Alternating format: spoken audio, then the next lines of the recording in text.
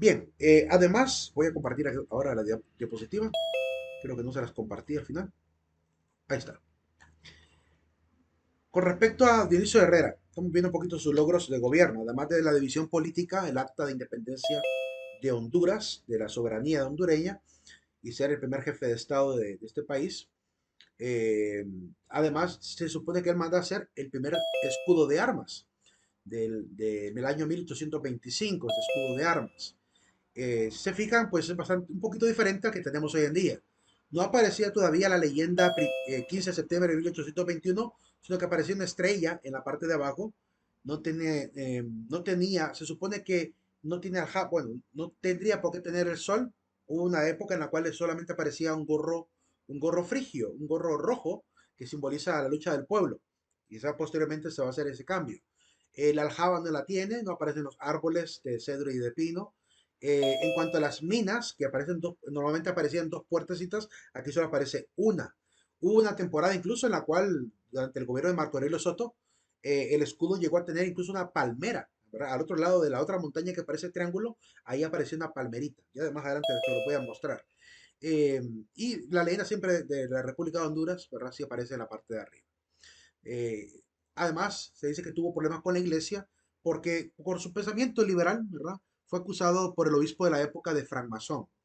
La masonería es un movimiento europeo, comienza en Francia, se supone, ¿verdad? Con algunos impactos en Inglaterra también, donde se supone que los mismos obreros, constructores, ¿verdad? Albañiles, arquitectos, se confabulan obviamente contra el poder monárquico en reuniones secretas.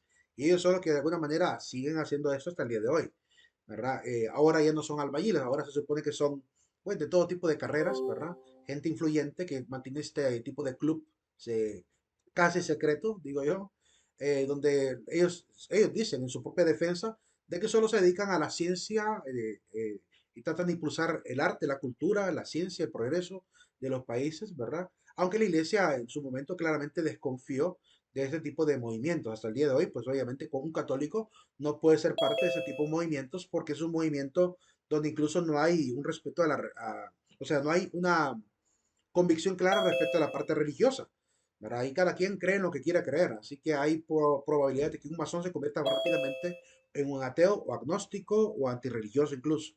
Entonces, por esta situación, la iglesia va a perseguir a Dionisio Herrera y el obispo de la época, José Nicolás Irías, lo va a excomulgar.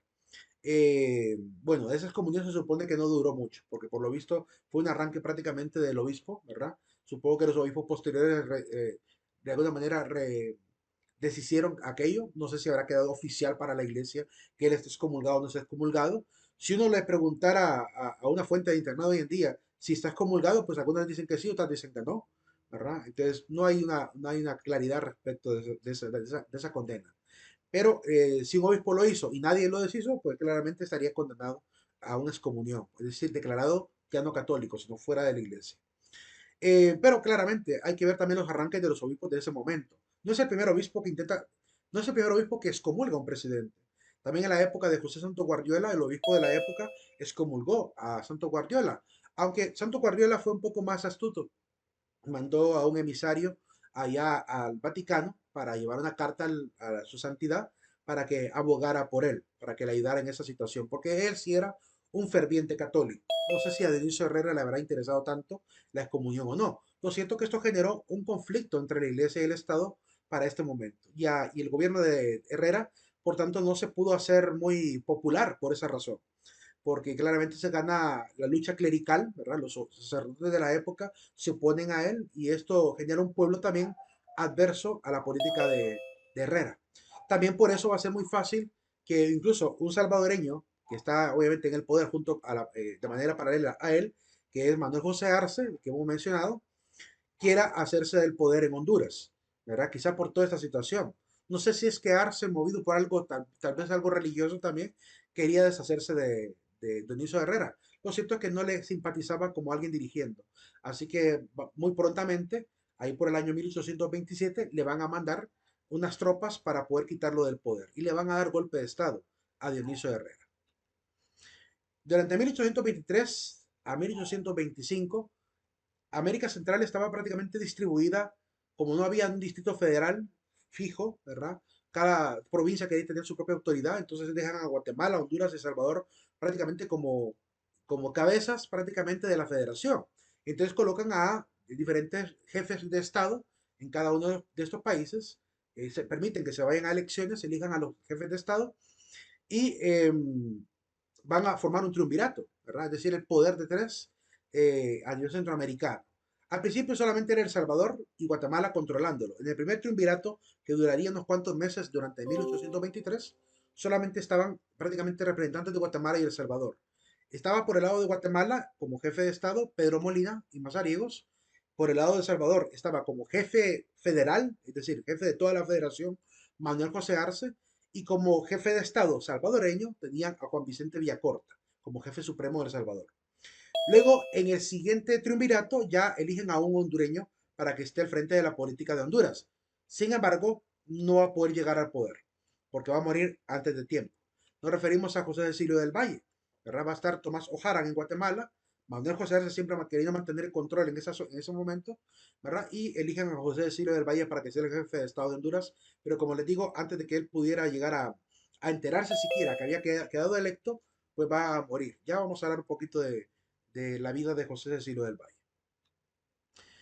José Justo Mía, por tanto, es el enviado de Manuel José Arce, que está controlando la federación, para quitar del poder a Dionisio Herrera, que es el que va a quedar como el primer jefe de Estado. Levanta tropas, se van a posicionar aquí cerca de Santa Rosa de los Llanos, para que Santa Rosa de los Llanos no impidiera a Justo Milla quedarse acampando por acá, mientras lograban acercarse a Comayagua, que ese era el objetivo, ese era el lugar de llegada. Justo Milla le miente a la gente de Santa Rosa de los Llanos diciéndole que lo que realmente venía a hacer era a defender la zona de las fábricas de tabaco, porque según noticias que llegaron a oídos de El Salvador, había probabilidad de invasión a Santa Rosa y por tanto se ponía en peligro también la economía de la famosa industria tabacalera. Así que dice que venían a cuidar la factoría, ¿verdad? Con esa mentira se quieran acampar acá, aún así el pueblo de Copán, en este caso Santa Rosa de los Llanos, o Llanos de Santa Rosa se le llamaba también, eh, no le ayudan en nada, no le dan ni comida ni nada de sustento durante ese tiempo, así que tienen que moverse rápido para Comayagua. ¿Por qué no le sirvió Santa Rosa de los Llanos a este personaje? Porque ellos eran más fieles a Francisco Morazán.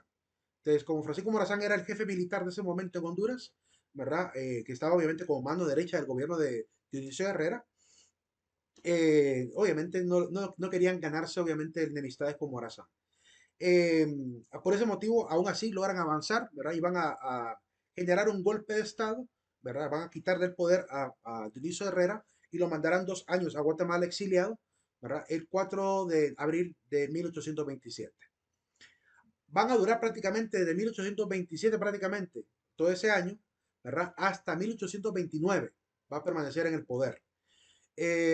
Hasta que llega la famosa batalla de Francisco Morazán, la batalla de la Trinidad que tenemos en el billete de 5 lempiras, cuando Morazán retoma obviamente el poder, entra obviamente al escenario político, ¿verdad? Quitando del poder con esta batalla a Justo Milla, derrotándolo en esa batalla, apresándolo y mandándolo prácticamente exiliado. Al final se va de la República Federal Justo Milla y se va a vivir a Acapulco, donde va a fallecer en 1838, antes de que Honduras se convirtiera en un estado soberano. Entonces vemos que Morazán aparece pues aquí, ¿verdad? En esa famosa batalla representada en el billete de 5 lempiras y que también aparece en la escultura de Morazán del Parque Central de Tegucigalpa en uno de los lados. Creo que en el lado izquierdo de la escultura está la batalla de la Trinidad, el lado derecho de la escultura está la batalla de la Trinidad. Y al otro lado lo que aparece es el escudo federal. Ahí está justo Mía con Francisco Morazán. Esa es la escultura a la que me refiero. Entonces Morazán llega al poder, lo tiene por un tiempito, ¿verdad? Meses apenas. Luego van a elegir a alguien, ¿verdad? Que esté obviamente con estos mismos ideales de la Unión Centroamericana y todo. Y ponen a Beltranena y Llano, ¿verdad? Mariano Beltranena. Él es el que se va a quedar.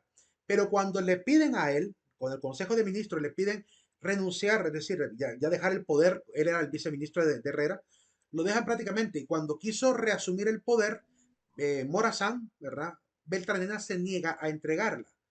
para después llamar a elecciones y elegir al siguiente presidente. Así que, pues le tocó golpe de Estado. Morazán se va a enfrentar a las fuerzas de Mariano Beltranena, lo van a quitar en 1829, siempre, en abril, y al final Morazán se va a quedar un tiempito hasta que logra por fin designar a José Francisco Barrundia y Cepeda como presidente provisional, mientras la Junta Provisional evidentemente llama a elecciones. Morazán siempre está ahí como tratando de mantener el orden. En ese momento no se nota a un Morazán con afán de quedarse en el poder. Él quiere que se mantenga democráticamente la situación, pero tiene que entrar por punta de armas y fuerza a quitar a los que no quieren salirse del poder, porque es una mala costumbre de los políticos de estos países, ¿verdad? Que quieren quedarse en el poder a toda costa, ¿verdad? Y eso lo hemos venido viviendo desde Morazán hasta nuestros días. Bueno, ya que metimos a Morazán en este asunto y en este enredo de la federación, hablemos de estos dos personajes que los hemos venido mencionando. De José de Silva del Valle, lo mencionaremos después, y vamos a hablar de Juan Francisco Morazán. Aquí aparece la fecha de nacimiento y muerte de cada uno de ellos, ¿verdad? Esta misma imagen de Morazán que aparece ahí con la negra levita toda decorada, estilo francés, aparece en el libro el libro llamado Laurel sin ocaso, que ya lo voy a utilizar incluso para leer el testamento de Morazán, porque ahí está recogida en esa obra el hermoso testamento que dejó Morazán y que nos deja muy claro su pensamiento también político y sus intentos y deseos con la federación. Y de Valle también vamos a leer algunas obras, fragmentos de sus obras, algunos fragmentos de discurso, y vamos a repasar siquiera una de las cartas de él para que veamos la parte ideológica que está detrás del pensamiento de Valle y cuáles son sus intereses políticos con la federación también. Para que veamos, conozcamos un poquito de la personalidad y de la forma de pensamiento de cada prócer. Bien, hablemos entonces de Morazán. ¿Alguna pregunta hasta ahorita? Antes de comenzar a ver a Morazán, de lo que hemos visto. No, Lina. Al final, Morazán, en 1829, le permite a Herrera volver a regresar al país, aunque ya no lo pueden regresar al poder, ¿verdad? Ya había, prácticamente su turno había acabado. Así que por eso eligieron a Mariano Beltranena mientras venía él de Guatemala, y cuando él regresa al país, pues ya habían elegido también a Barrundia. Así que ya no se podía volver a tener a José Dionisio Herrera como parte de los próceres. Bien, hablemos de Francisco Morazán. Algunas cositas curiosas también sobre la vida de él. Leeremos su testamento y veremos también el arte que hay detrás de Morazán y la famosa leyenda sobre su famosa escultura que vemos en esta pantalla. Prosigue. Francisco Morazán Quesada nació el 3 de octubre de 1792, 15 de septiembre de 1842, lo fusilan en San José, Costa Rica. Quiero aclarar de una vez que en el examen yo no voy a preguntar fechas, para que no se preocupen tanto por las fechas.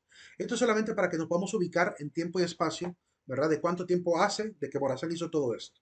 Pero no pretendo preguntar ninguna fecha en todo caso. Anteriormente, incluso cuando teníamos clases presenciales, bueno, en algunas clases presenciales del pasado, años anteriores, les hacía una broma, porque como mencioné la batalla de Trinidad, alguien me preguntó en ese momento, Lick, y nos aprendemos la fecha de la batalla de Trinidad.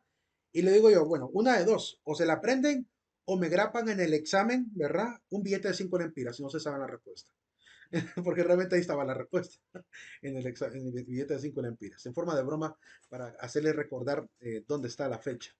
En realidad yo no pregunto fechas en examen, no trato de hacer eso. Pero sí, causa, consecuencia, pensamientos, ideología y también los hechos de lo que cada uno de estos personajes ha realizado en favor de la historia de este país, o incluso en contra de la historia del país. Bien, Morazán fue presidente, bueno, jefe de Estado de Honduras. En este momento no podemos hablar todavía de presidentes constitucionales, solamente Herrera fue constitucional, Morazán fue provisional en caso de Honduras. Fue jefe de Estado de 1827 a 1830. Paralelamente al gobierno de Honduras, le toca que dejar encargado el gobierno de Honduras mientras se mueve a Guatemala en 1829 para también organizar Guatemala, porque también se estaba desorganizando claramente y como él tenía toda la destreza militar para poder apaciguar cualquier intento de levantamiento contra la Unión Centroamericana, pues se dedicaba a apaciguar todos estos lugares. Luego llegó a ser jefe de Estado de toda la federación, pero jefe federal de toda la federación, desde 1830 a 1839. 9 años, casi 10 años prácticamente gobernando la federación. Quizá por eso es que Morazán poco a poco se va ganando enemigos políticos, que ya no quieren ver a Morazán quizá en el poder. Y eso quizás sea una de las razones por las cuales a Morazán se le va a ir considerando poco a poco más impopular. No es que haya sido impopular, pero lo que pasa es que hay gente en el poder también que quiere tener más poder. Hay gente que se embriaga de poder. Y hay familias interesadas en ese poder político. Y con un Morazán, como era él, ¿verdad? Difícilmente lo podían lograr. Porque si algo Morazán no permitía, es que alguien se quedara bajo corrupción en el poder. El Salvador, 1839 a 1840, ¿verdad? Estuvo también el jefe de Estado de ahí. Según su propia voz, Morazán, su propio puño y letra, mejor dicho, su propio testimonio, dice Morazán que, bueno, si le dieran a elegir un país en el cual quedarse a morir o en el cual quisiera estar enterrado, sería El Salvador. Porque Morazán tenía un gran amor por El Salvador.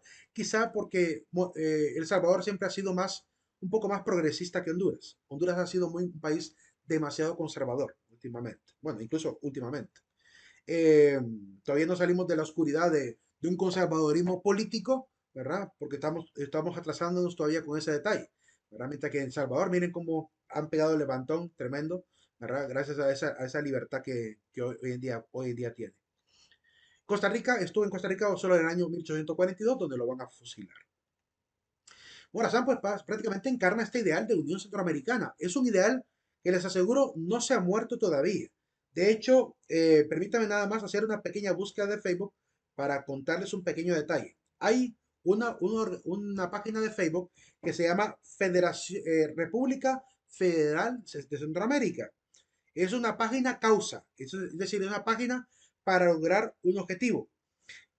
Actualmente tiene a nivel de toda Centroamérica, bueno, hay gente incluso de Belice y gente de Panamá que quiere unirse a este plan.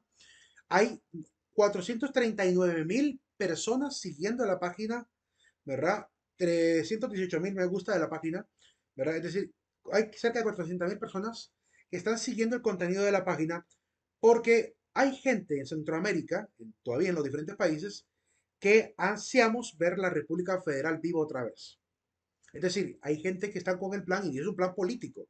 Aquí no se trata solamente de fans de la federación. Se trata de gente que está organizando partidos políticos en toda Centroamérica. Están buscando recolectar firmas y gente que se quiera unir a la causa. ¿Verdad? Todavía está dando pininos, apenas están empezando a organizarse. Yo la conocí, la página cuando tenía como 70.000 personas todavía. Hoy tiene 400.000. O sea que va creciendo la página tremendamente con este ideal de volver a hacer aparecer la Federación Centroamericana. ¿Cómo se podría lograr esto si quisieran hacerlo? ¿Cómo podrían lograr unificar nuevamente Centroamérica? Pues lo podrían hacer con el plan que yo he podido ver que ellos tienen, ¿verdad? Que me parece muy buen plan, que es generar partidos unionistas en cada país centroamericano. Con cada partido unionista lograr ganar elecciones. Si lograran ganar, digamos, por así decirlo, si lograran ganar casi de manera paralela en Guatemala y en Honduras, pues los presidentes de estos dos países que están aliados por esta ideología harían el primer tratado de unión centroamericana entre dos países. El día que ganaran en Costa Rica o con El Salvador, pues van a hacer la unión también con Costa Rica o con El Salvador. Y así poco a poco, paulatinamente, podrían lograr reunificar la federación. Sin embargo, es un poco utópico, porque realmente hay demasiados intereses particulares y demasiada corrupción local. Dime, Ian, te escuchamos. Pero ese plan sería legal en primer lugar. Sí, sería legal si logran cambiar la constitución de un país, porque lo que haría ese partido político es presentar el plan de gobierno de cambiar la constitución para poder lograr la Unión Centroamericana, porque con eso es que están ganando gente adepta. Le están prometiendo de que si ganan la presidencia van a empezar a luchar por la Unión Centroamericana y reformar la federación. Y si la gente vota legalmente por ellos, pues sería lo mismo que hizo doña Xiomara, que prometió refundar el país con una nueva constituyente y a cambiar la política de este país. A ver si lo logra. Pero ella prometió eso en campaña y la gente votó y la hizo presidenta y seguramente mucha gente está esperando esa refundación.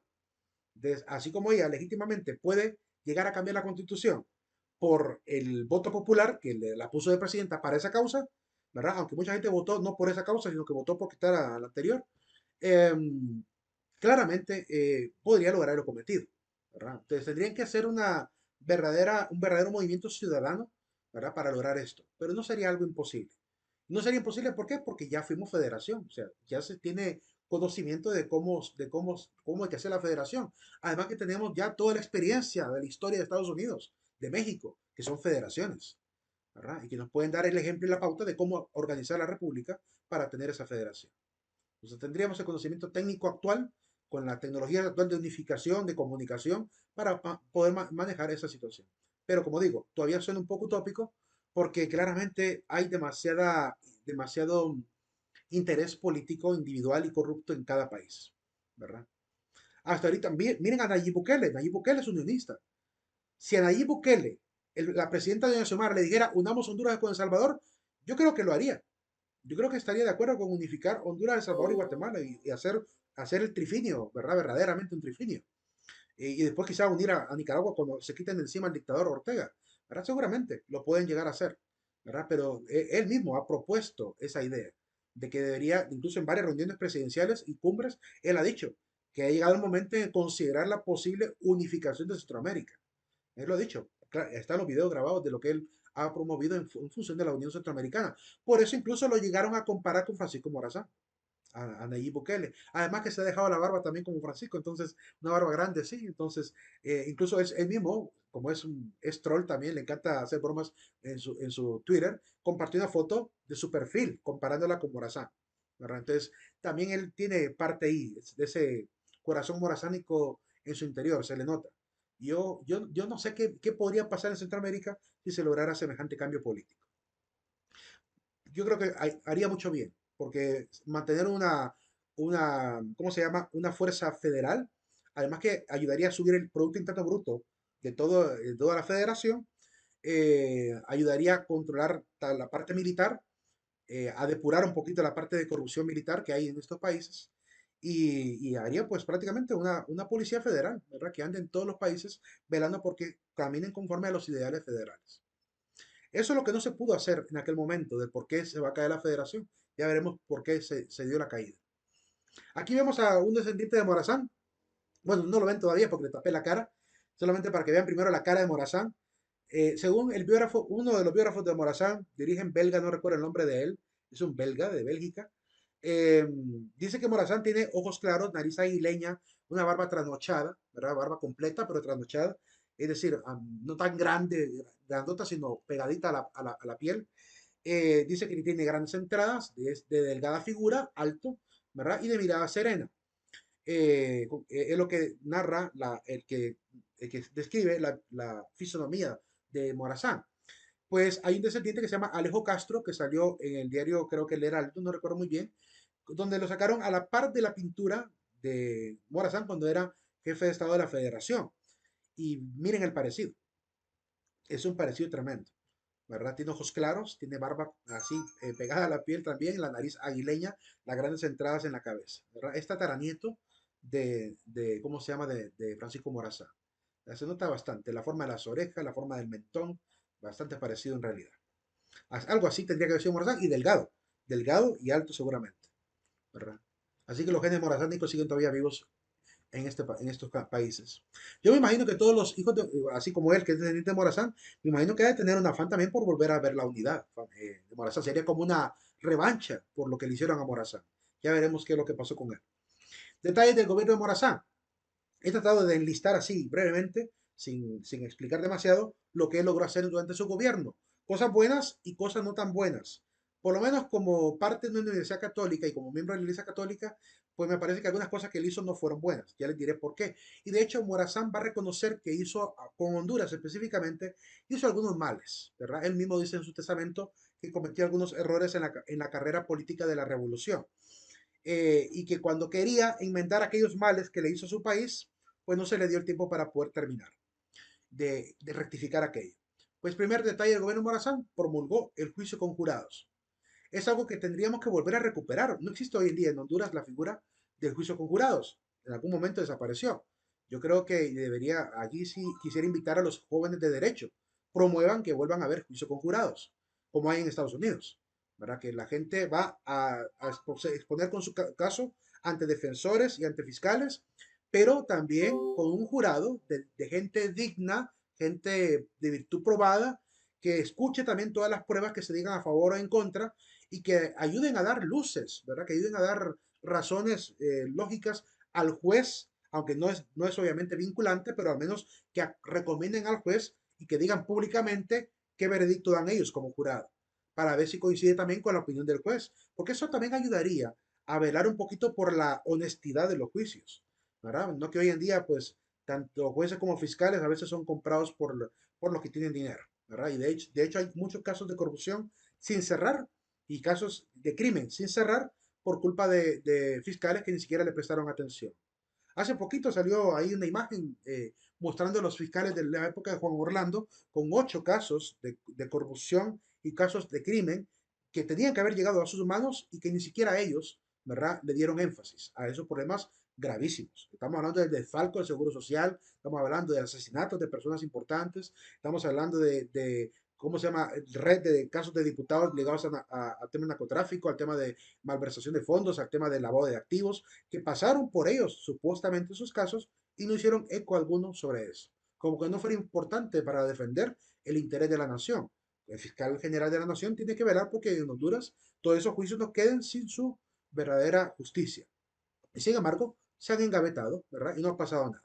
Entonces, claramente ahorita el gobierno actual pues no va a dejar pasar esto, ¿verdad? Por lo que veo ahorita con lo que están haciendo los magistrados y los fiscales, están empezando a hacer una persecución, no política, es una persecución de los crímenes que se cometieron en gobiernos pasados. A ver qué tal va con esta situación, la búsqueda de la justicia en este país. Segundo logro, se estableció matrimonio civil. Es un golpe duro para la iglesia, porque en aquel momento el matrimonio oficial era el de la iglesia.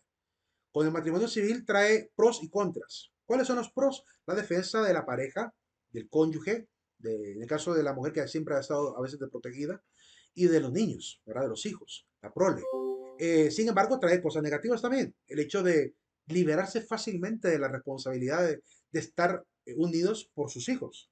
Es decir, de luchar en conjunto, ¿verdad? De aprender a madurar también en conjunto para poder solucionar los problemas como adultos de verdad. No que ahora, como me enojé, y entonces me divorcio. Fácil, quitarse y ponerse una camisa, han tomado prácticamente el matrimonio hoy en día, en una jugarreta, ¿verdad? De las leyes. Claramente no es fácil tampoco divorciarse, porque claramente actualmente, según lo que he podido indagar, anda alrededor de, 25, de 18.000 a 25.000 empiras un divorcio. Así que no es tan fácil tampoco en estos países. Es un proceso bastante largo, engorroso, ¿verdad? Que hay que hacer. Pero claramente en otros países donde se ha facilitado aún más este tipo de circunstancias, se ha agarrado como una jugarreta prácticamente. Incluso casi como un negocio. Por ejemplo, en Estados Unidos, ¿verdad? La gente, sobre todo algunas mujeres, se casan a cada rato con diferentes hombres para y después quitarle la mitad del dinero, ¿verdad? Solo viven con él, lo soportan durante 2 añitos y después a divorcio. ¿Para qué? Para irse enriqueciendo y enriqueciendo, enriqueciendo tras cada divorcio, ¿verdad? Lo han tomado entonces como una forma de escalar económicamente también. Una jugarreta total. La libertad de prensa. Importante también mencionar que él trajo la primera imprenta a este país, la imprenta que va a dejar en manos del padre José Trinidad Reyes, que va a quedar esa imprenta en el convento de San Francisco. Dime, Elder, dime, ¿te escucho? ¿Te escucho? Fíjese que tengo problemas con la energía. Desde la mañana no tengo energía y el teléfono ya se me apaga. Ok, está bien, no hay problema. Entiendo. Hasta lo que dure. Tal vez me ayuda con la asistencia. Ok, al final te Si ayudo. no llego, Ok, ok, yo te ayudo al final. ¿Me acuerdas en todo caso, si no mañana, si no lo he puesto? ¿Verdad? ok. Ok. Prosiguiendo.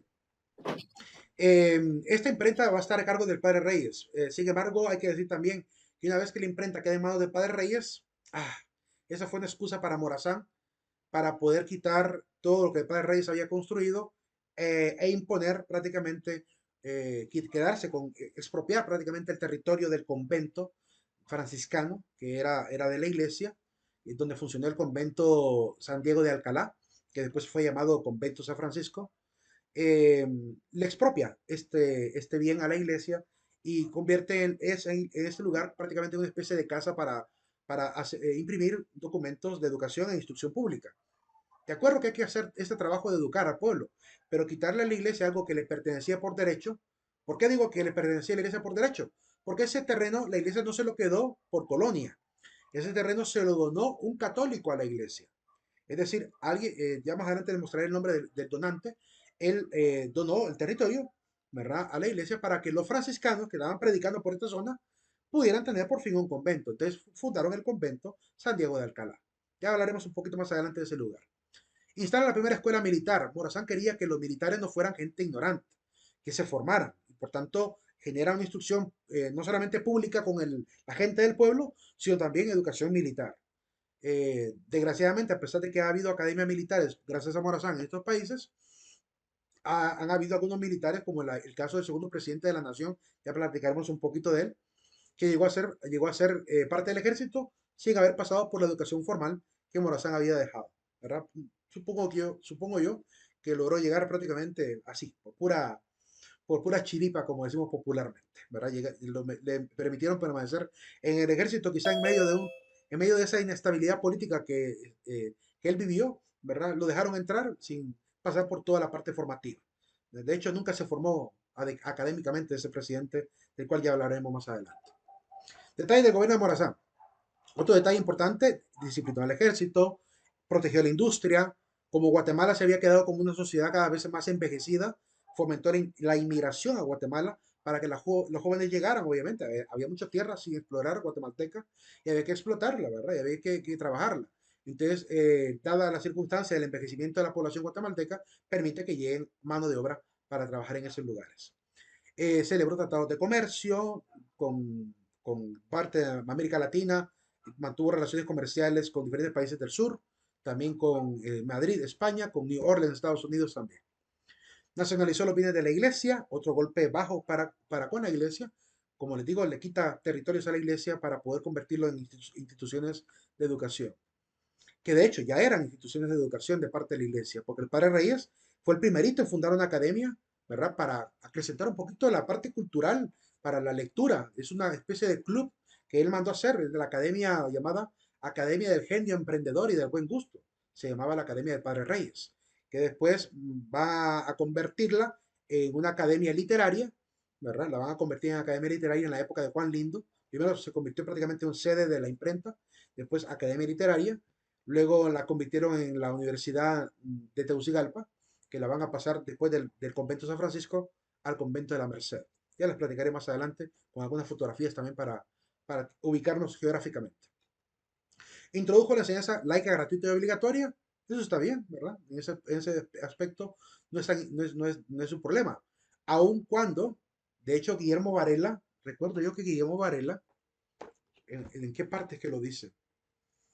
No recuerdo en qué momento Guillermo Varela, aludiendo a la educación hondureña en la época Morazán, dice algo prácticamente triste. No, en la reforma liberal, que cuando convierten en la educación, después de esa educación con valores cristianos, la convirtieron en educación laica, dice de que prácticamente lo que pasa en ese proceso educativo es que convierte la enseñanza de verdad en una enseñanza relativa, en una enseñanza a veces incluso subjetiva y además en una enseñanza a veces inmoral. Es decir, donde no hay vigilancia sobre la rectitud de los que enseñan. Y por tanto, a veces el sistema educativo se convierte prácticamente en un caballito de Troya para meter ideologías, que es lo que comúnmente hemos visto en este país también. Que a veces se aprovecha, ¿cómo se llama?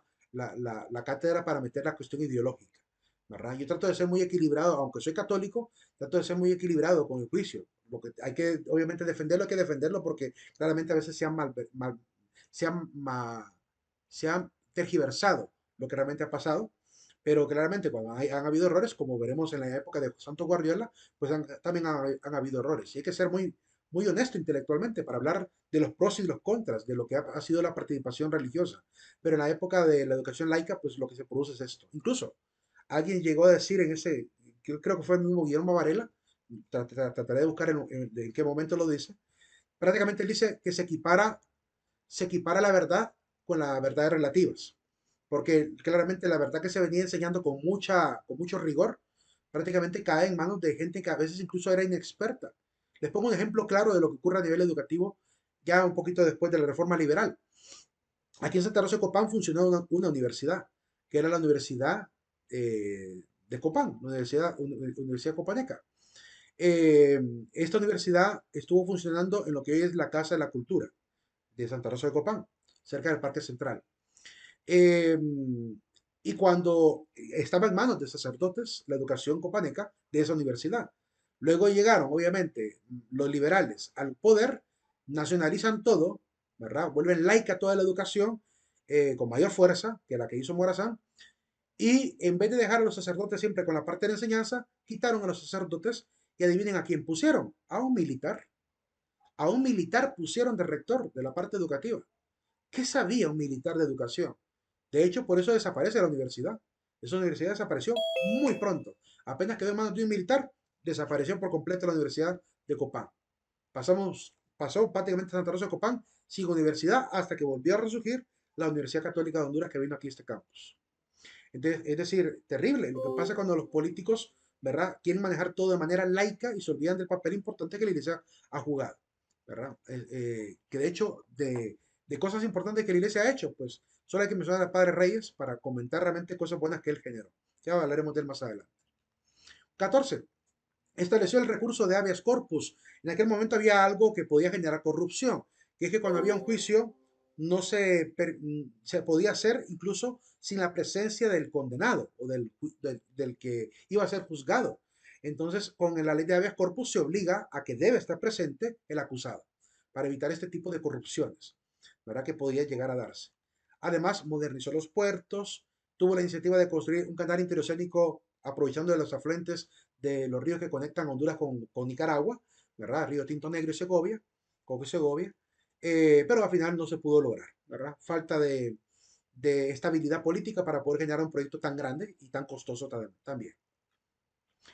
Morazán intentó unificar políticamente los diferentes departamentos fundados por Dionisio Herrera en 1834, una segunda división política, donde prácticamente va a fusionar San Pedro Sula con Santa Bárbara, Gracia Lempira perdón, Comayagua con Santa Bárbara, perdón, Comayagua con San Pedro Sula, Gracias con Santa Bárbara, Tegucigalpa con Choluteca y Lloro con Olancho.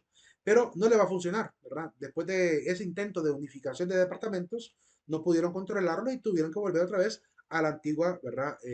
Estructura de la primera división departamental que hizo Dionisio Herrera. Sobre la película de Morazán, una pequeña advertencia que hizo el profesor de apellido Calix, el autor de la obra La posteridad nos hará justicia, un experto en la historia morazánica, ¿verdad? Tiene 2 tomos del libro sobre la vida de Morazán y es uno de los principales entrevistados cada vez que hablan de Morazán en este país. El profesor Calix dice de que esta película no puede ser tomada como una película histórica, porque claramente es más una novela. Trata de ambientar en una época, estilo de la época de Morazán, ¿verdad? Lo que pasó, pero solo utiliza los personajes, no es rigurosa.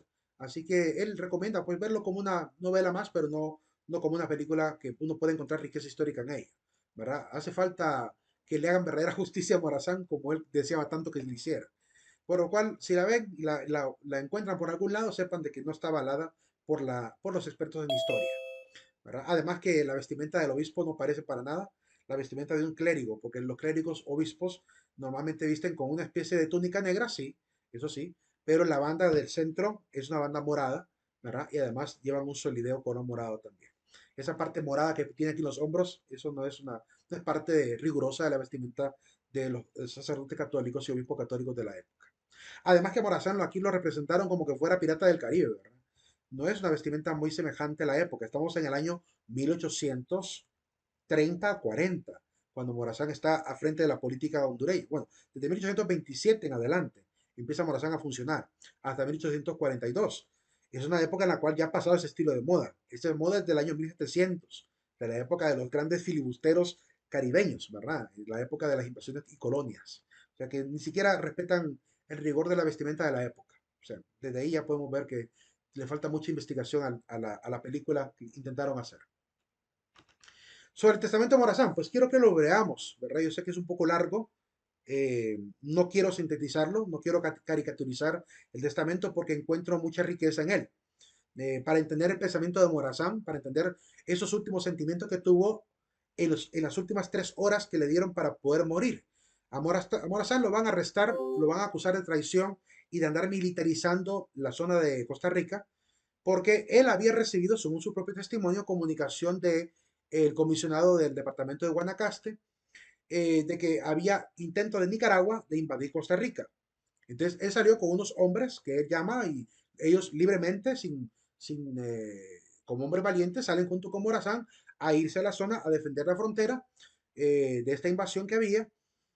para apaciguar obviamente la zona. Y después de apaciguar la zona del Guanacaste, también lo intentaron ir a otras zonas que decían que también habían intento de entrar por ahí.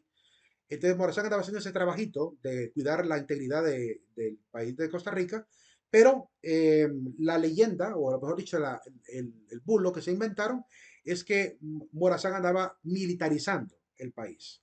Por eso lo van a considerar prácticamente un autoritarista y un déspota y cualquier otro tipo de acusación, ¿verdad? De dar utilizando las Fuerzas Armadas, andar obligando a los hombres a militarizar el país. Morazán se defiende en ese testamento y declara que los hombres que él tomó, ninguno fue obligado.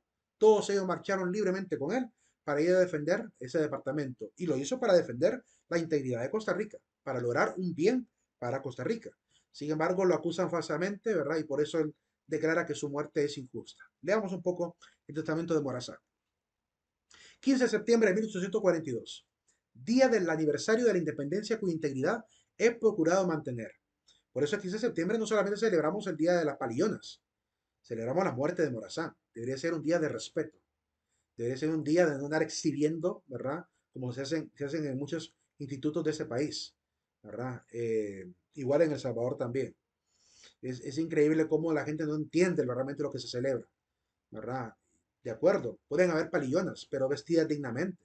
De hecho, como Ayagua dio el ejemplo, un escuadrón de palillonas que salieron vestidas como mujeres elegantes de la época, con abanicos, ¿verdad? Y bonitas ellas, muy elegantes, dignas, como damas, ¿verdad? Salieron a desfilar de esa manera. Y se ganaron el corazón de la gente que vio el desfile, porque realmente eran hermosas, ¿verdad? Cómo se vistieron elegantemente. Se puede hacer algo así para el 15 de septiembre y no andar exhibiendo, obviamente, a las chicas, a las niñas, ¿verdad? Porque son niñas de los 14 a 16 años, ¿verdad? En un desfile patrio donde conmemoramos además la muerte de Morazán, además de la independencia. Entonces hay que retomar un poquito la cordura, ¿verdad? En estos países que se ha perdido alrededor de ellos. Eh, Dice Morazán, en el nombre del autor del universo cuya religión muero, ¿hay alguna acusación que se hace sobre Morazán? Dicen que Morazán probablemente era francmasón, porque además fue formado por Dionisio Herrera, que como ya vimos, también fue acusado de francmasonería. Sin embargo, el historiador Miguel Ortega, en esta obra donde se encuentra este testamento, que se llama Morazán, Laurésimo Caso, en esta obra él mismo declara que Morazán se persignó, es decir, como católico se persignó antes de dar la orden para que lo fusilara. Él mismo dio la orden a la parada militar. Eh, por lo cual no coincide muy bien pues, lo que dice de Morazán con lo que realmente hizo en su último momento. Que quizá algunas ideas de la masonería hayan llegado a él, sobre todo las de ideas libertarias, y él las haya querido implementar en el país, es otra cosa, ¿verdad? Pero acusarlo de masón, realmente no hay una cuestión clara. No se habla de ninguna logia a la que él haya pertenecido. Aunque las logias masónicas de este país, ¿verdad? Sí defienden y de alguna manera incluso asumen que Morazán sí era masón. Lo reconocen como un miembro de la masonería. Bueno, ahí está la discusión. Pero también hay que tomar en consideración que a quién no le gustaría tener a Morazán, siendo el hombre que fue, ¿verdad? Como un representante de su causa. Claramente, hasta el mismo Partido Libertad Refundación lo ponían en el FNRP, en sus banderas de la Resistencia Popular. Lo ponían al rostro de Morazán ahí en color negro, pintado en la bandera roja. O sea, porque siempre los ideales morazónicos de libertad que él quería tener, de unión del pueblo y todo esto, es parte de lo que la gente quiere copiar. Dice Morazán, declaro que los intereses que poseía, míos y de mi esposa, los he gastado en dar un gobierno de leyes a Costa Rica. Lo mismo que 18,000 pesos y sus réditos que adeudo al señor general Pedro Bermúdez. Es decir, murió como buen hondureño con muchas deudas, ¿verdad? Aunque también murió como buen hondureño con mucha gente que le quedó debiendo dinero, ¿verdad? Es un hombre que no le importaba invertir incluso la riqueza de su familia para luchar políticamente en las causas. De hecho, incluso él dice que como le debían dinero del corte de maderas, ese dinero tiene que pasar a su esposa. Y ya les diré por qué. Declaro que no he merecido la muerte, ¿verdad? Porque no he cometido más falta que dar la libertad a Costa Rica y procurar la paz a la República. Y aquí nos platica él, donde realmente tomó la intención de reorganizar con esta parada militar que se llevó, obviamente, a luchar por el departamento de Guanacaste, que le habían comunicado el jefe del departamento que estaba en peligro. Y dice al final que se ha cabido mis intereses el usar después de alguna de esas fuerzas para pacificar la República, que solo era tomando de aquellos que voluntariamente quisieran marchar porque jamás se hace obra semejante con hombres forzados. Entonces Morazán prácticamente reconoce que él no obligó a nadie, que la gente que se fue a marchar con él a luchar por la libertad de Costa Rica, lo hicieron, ¿verdad? Con su propia libertad. Después dice Morazán, declaro que al asesinato se ha unido también la falta de palabra. El comisionado Spinac, ese es el apellido de él, de Cartago, le prometió ayudarle en este embrollo. ¿Verdad? Le dijo, le mandó a decir que sí le iba a ayudar, pero al final no hizo ninguna gestión, lo dejaron en el olvido. Es que a Morazán prácticamente lo que hicieron fue un complot para quitarlo por fin del poder. Y digo quitarlo por fin porque estuvo, como dijimos, jefe de Estado en diferentes lugares y controló la federación bastante bien.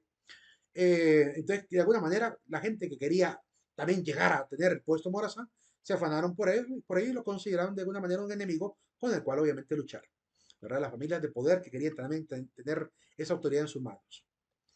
Declaro que mi amor a Centroamérica muere conmigo. Hermosa frase. Morazán mismo se da cuenta de la frase que acababa de decirle a su propio hijo, que es el que está escribiendo el testamento. Eh, el mismo historiador Miguel Ortega nos va a decir algo hermoso alrededor de esta frase más adelante, ya lo veremos. Además, a esta frase hay que unirle otra frase bonita, que es la dedicatoria a la juventud. Excito a la juventud, que es la llamada a dar vida a este país, que dejo con sentimiento por quedar anarquizado. Y deseo que imiten mi ejemplo de morir con firmeza antes que dejarlo abandonado al desorden en que desgraciadamente hoy se encuentra. Y tenía toda la razón, porque apenas Morazán muere, toda la federación prácticamente pierde los estribos de la federación. Ya no hay manera de mantener la unidad. Cada país se va independizando. Primero se separa Costa Rica, después se separa El Salvador. No, perdón, El Salvador no. Primero Costa Rica, luego fue Guatemala, después fue Honduras, después fue Nicaragua y por último El Salvador se quedó solito. Es decir, poco a poco cada uno fue rompiendo por su lado, ¿verdad? Y ya no hubo manera de poder unificar la federación. Así que claramente, cuando muere Morazán, realmente muere la federación. Tenía razón él en mencionar el desorden en el que se quedó la federación. Declaro que no tengo enemigos, ni el menor rencor llevo al sepulcro contra mis asesinos, que los perdono y les deseo el mayor bien posible. ¿Por qué no tiene odio contra sus asesinos? Porque son los mismos soldados que él ocupó para ir a pelear, ¿verdad? A ellos los obligan a fusilar a Morazán. Qué gran ironía, ¿verdad? Y me imagino que más de algunos no quería hacer esto, pero tenían que cumplir con la orden del Congreso, de lo que habían mandado, porque ya lo habían declarado traidor y cualquiera que le ayudara se convertiría también en traidor, que mucha gente le da la espalda. Aquí en este fragmento lo que dice es que muere con el sentimiento de no poder rectificar sus malas decisiones en el país en el cual gobernó, ¿verdad? Porque realmente hizo algunas cosas que estaban mal, pero cuando él quería rectificar sus opiniones en la carrera de la política, cuando por fin rectifica sus opiniones y quería rehacer las cosas bien como tenía que haberla hecho, al final se le quita la vida injustamente y él no puede obviamente rectificar aquellas faltas que cometió. Y afirma también que si escribió con desorden, aunque no veo tanto desorden, veo muy bien estructurado este testamento, en realidad fue porque solo apenas le dieron 3 horas para poder morir. Además dice que se olvidaba él de que tiene algunas cuentas pendientes con la casa de Mr. Bennett que le deben a él 18,000 pesos, de 10 a 12,000 pesos, perdón, que debe pasar a su esposa porque obviamente ella también puso dinero de su hacienda para la causa morazánica, ¿verdad? Que prácticamente empobreció a la esposa, pues si le quiere dejar ese dinero, que era bastante, para aquel momento podía ser un equivalente cercano a los 500,000 empiras, para que tengan una idea del billetal que era, eh, para que realmente ella pudiera recuperar un poco su economía también. Y al final quiere que su testamento se imprima en la noticia de su muerte. Ahí nos vamos a quedar por hoy. Mañana terminamos de ver lo que dice Miguel Ortega en su obra en la cual estamos utilizando el día de hoy. Nos quedamos aquí. Pasen a firmar en la asistencia final, ¿verdad? No hay contraseña para terminar. Pasen feliz noche, jóvenes. Nos vemos mañana. Feliz, feliz noche. Feliz noche.